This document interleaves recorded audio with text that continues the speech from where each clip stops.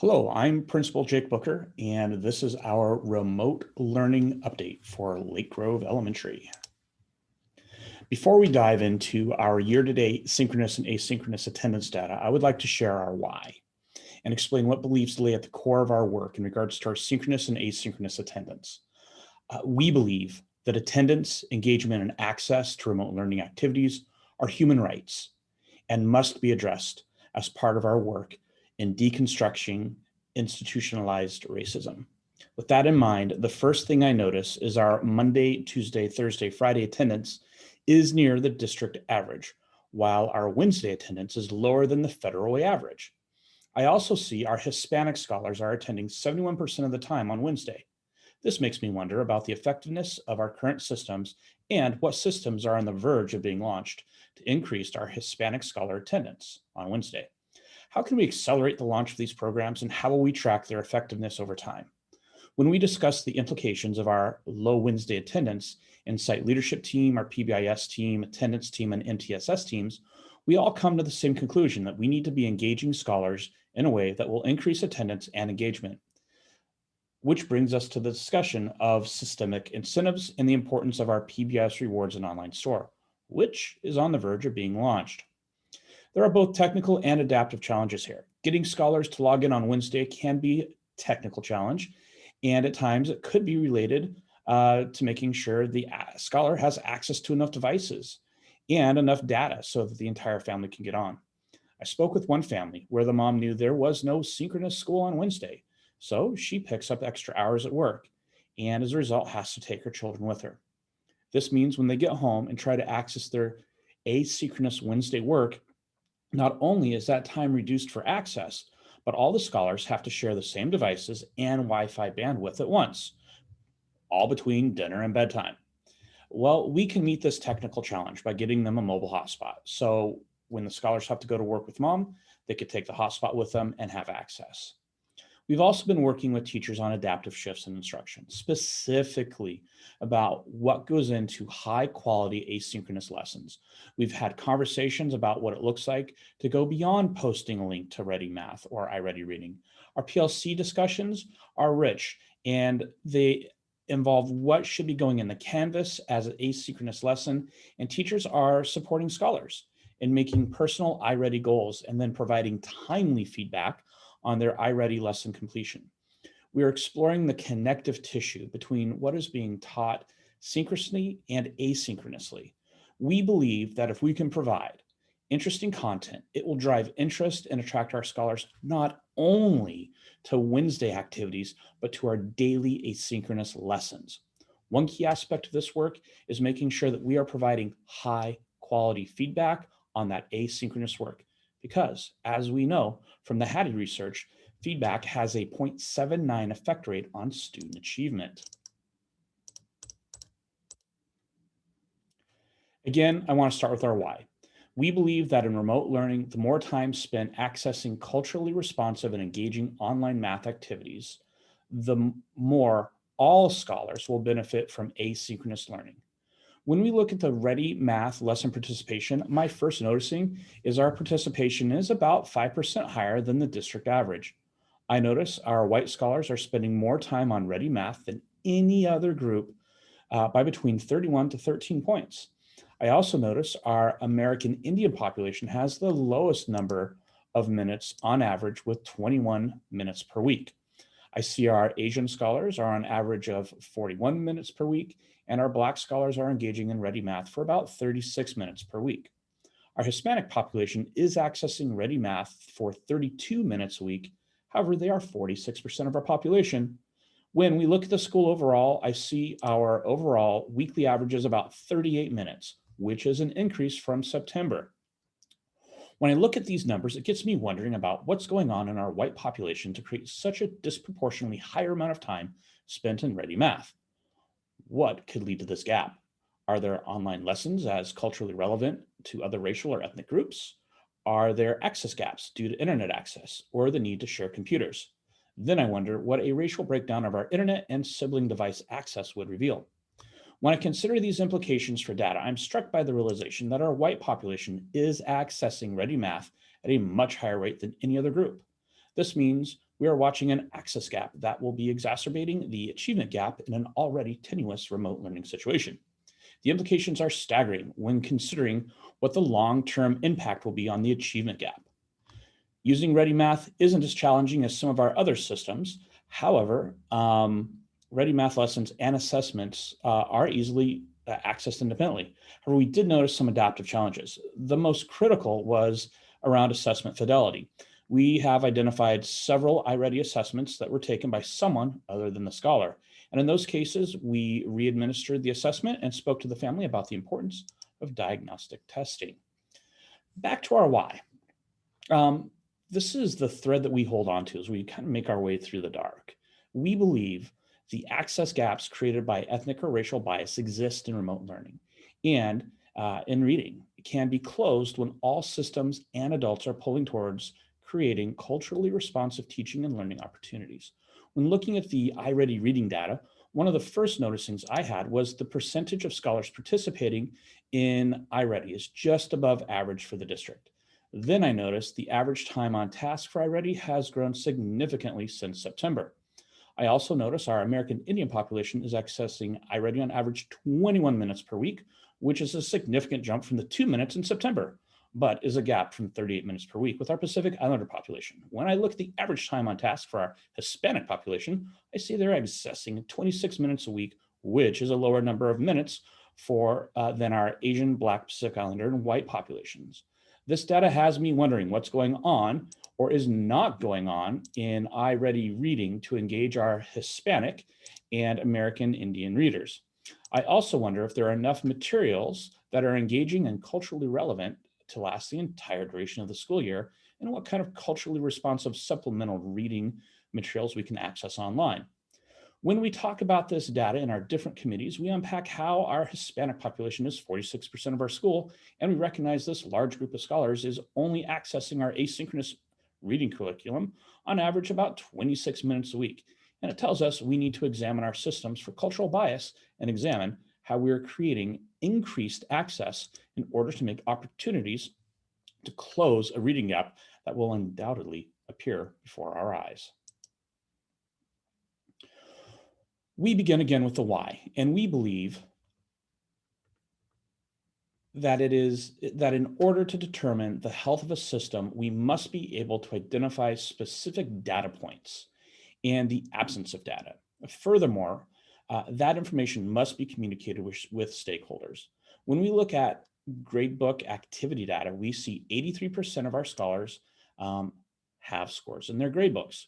Kindergarten has the least scores entered with 37% showing scores. And we also see fourth grade with 21% and kinder with 22% showing insufficient evidence of growth. This data makes me wonder about the technical challenges of how teachers are learning to administer assessments in remote learning and the systems we have scheduled, the systems we have for scheduling communication with teachers about maintaining their CAG assessment window.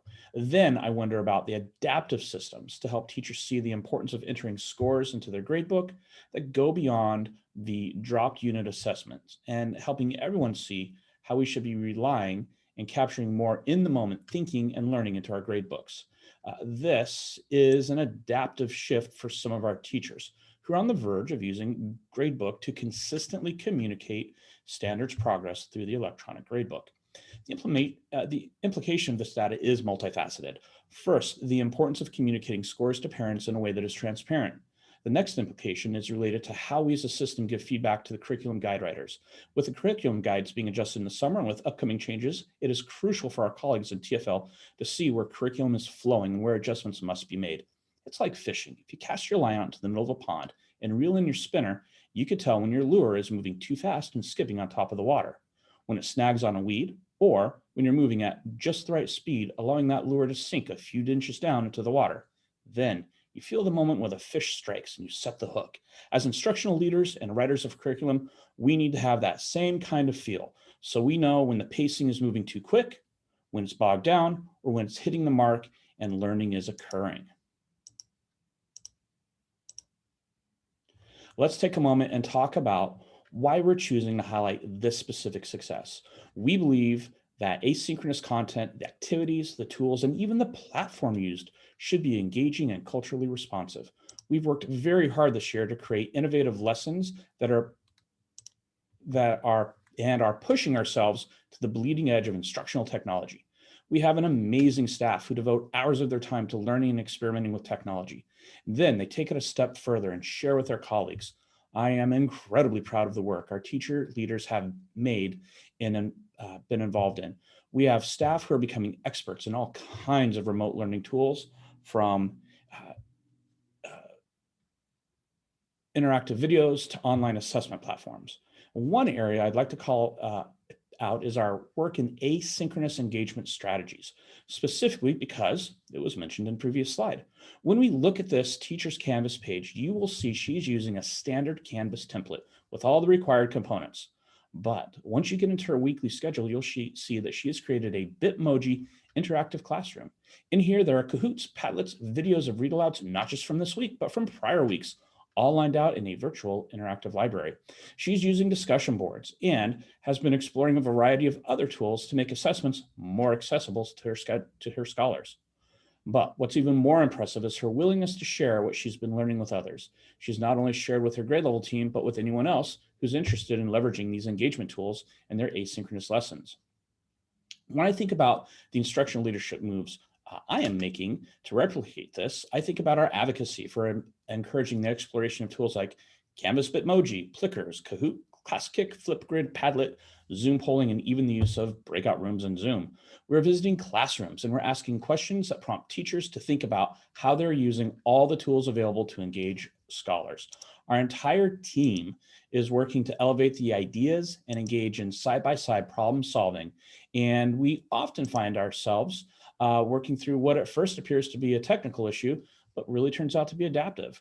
And we're growing teacher leaders through listening and strategic questioning to help clarify what teachers really believe about instruction. And we are encouraging teachers to take risk. We're monitoring this through a tracking system of who and when a classroom is visited, either for a walkthrough or an observation. Our noticings and wonderings are shared immediately and are focused on best practice. And we're looking at outcomes such as attendance and Canvas activity levels. Again, our compelling why is at the center of our work. We believe that professional development can and must address institutional bias and racism. This is not limited to remote learning, but is directly connected to how we construct learning in all venues. Our work as leaders is to ensure that that thread is connected through all of our PD, our meetings, our daily interactions with family, staff, and scholars. To illustrate this next success, we want to call attention to the remote learning, what in the remote learning world is focused on increasing trust through authentic, nurturing conversations and responsive professional development. One of the themes that showed up when we came to Lake Grove was around trust. The staff had to build trust with us, and that trust had to go both ways. The first thing our admin team did was listen, and then we listened again. And each time we listened, we were able to peel a little bit more off that onion. And now we're at a point where the tough skin is removed and we can really get to work. When I think about a systemic approach to PD, it's important to include everyone, the entire team, from custodial staff to office to classroom to playground. Everyone needs to know that their admin team is here walking next to them and growing alongside with them. One way this manifests itself is through our trust in the staff to implement best practice. As an instructional leadership team, we work to identify best practice and create responsive PD that meets the immediate needs of our staff. We provide targeted professional development aligned with our strategic strategies. Our building PD this year has been focused on goal 2 and 4 with training in PBS engagement strategies, the online PBS reward system, remote learning assessment practices, technology professional development provided by our technology integration coach has covered a dozen tools ranging from integrating ARC Bookshelf into Canvas to Zoom polling tools. We use the distance learning playbook to identify best practices as illustrated here, where we are unpacking with teachers what different levels of engagement look like in their classrooms and identifying common themes. We're elevating teacher practice and reinforcing the effort they've put into creating their engaging classrooms that are not only culturally responsive in the synchronous and asynchronous, but are actively engaged in our work of developing our anti-racist instructional practices by unpacking performance data in PLCs using our equity lens, and even having conversations that explore our daily interactions with scholars and families of color. To stay on track, we've created a system to schedule and track when we do observations, walkthroughs, and join teachers in their PLCs. Our belief here is fully aligned, not only to our theme of culturally responsive teaching, but is also directly connected to our signature strategy of using PLC to determine what scholars know and how they know they're learning it. We believe that assessment practices should include responsive feedback that holds scholars to high standards, help scholars understand that mistakes are not a sign of low capability, but instead of high demand. We believe all scholars are capable and can improve with effort and should be given specific actionable steps. One of the most difficult lessons that we've been working around in the remote learning world is the challenge of how time management interacts with our assessment practices. We're working to manage single minutes of instruction, where in the past we could get away with thinking in terms of 10 or even 20-minute chunks of time. In regular face-to-face, when a lesson went long, a teacher could just simply push into recess or send a couple scholars late to specialists to wrap up a test. But now, in remote learning, our schedules must be followed. There are no recess times, no lunch makeup sessions. Today, the specialist comes to us. This time crunch has been compounded by text-heavy Canvas assessments, which can be completed by the scholar during the asynchronous time if that scholar is able to independently read the directions. But in primary, our scholars are still learning how to read. This creates a technical and adaptive challenge. When a teacher sees an assessment dropped into the gradebook, there's an assumption that the test should be given using the provided format, Canvas. However, this is not necessarily the case. What was a pen and paper test, pencil and paper test, is adapted into Canvas, but it could also be adapted into something more scholar-friendly, like a Padlet or Class Kick, or even a conversation. As long as it's the same standard and requires the same rigor, we should be counting it. But there's also this tendency for us to use what's provided and assume it's either the best, it's mandated, or just is the quickest and easiest. Not to mention, some of us are not necessarily comfortable with coloring outside of the lines. As a leader in the world of remote learning, we need teachers who want to color outside the lines. Our entire team is running full tilt towards these challenges. Our teachers, AP coach, LDT interventionist, and technology integration coach, even our office manager, have been working on this all year. We've been reaching out to our networks at other schools and are building workarounds. We are working on having paraeducators supporting assessment, grade level teams teaching, supporting each other in assessments, using innovative tech tools to monitor and administer assessments. We are even going old school and having scholars use pencil and paper and then holding their answers up in front of the cameras to show what they're learning. We're pushing hard and leveraging every resource available to address this issue and the gaps that it's been creating.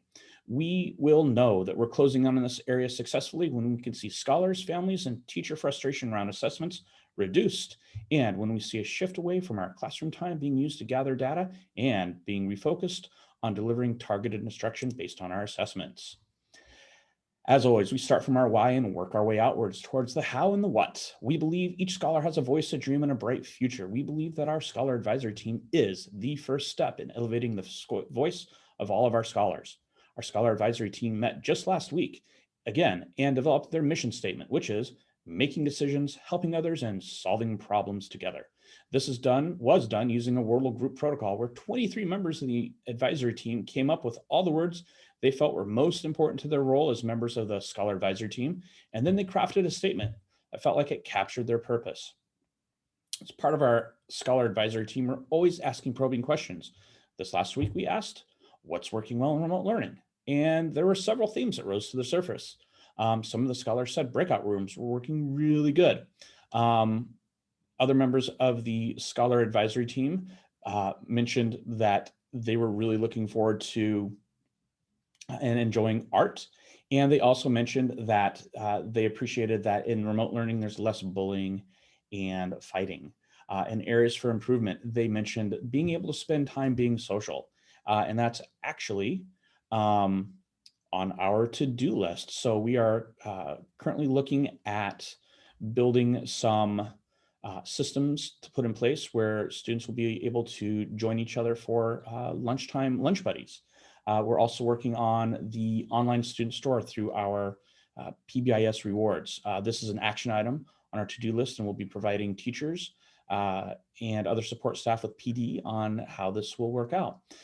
Scholars have also reported that assignments and projects are harder to do without having teachers with them to answer those questions. So this also is an action item that we'll be working on and creating assessment systems and professional development to support this scholar request. We have 4 coffee with the principal Zoom sessions each month. And we believe that it's critical that we are transparent and making authentic connections with parents on their terms in order to meet their needs. So we record all of our sessions and post them to Facebook. We track the number of Facebook engagements for likes as well as views. In addition to our parent Zoom session, we send out a weekly newsletter and we post it to our Facebook page. But we also think parent engagement with frequent Zoom meetings is just the tip of the iceberg. We have to really be authentic partners with our families, and that means engaging in multiple modes of communication. And we do that every single day. We're increasing transparency, we're reaching out and we're talking with parents on the phone and in Zoom about what their lived experiences are like, and we're being as authentic with them as possible as we speak to the need to increase attendance, engagement, and just encouraging their scholars.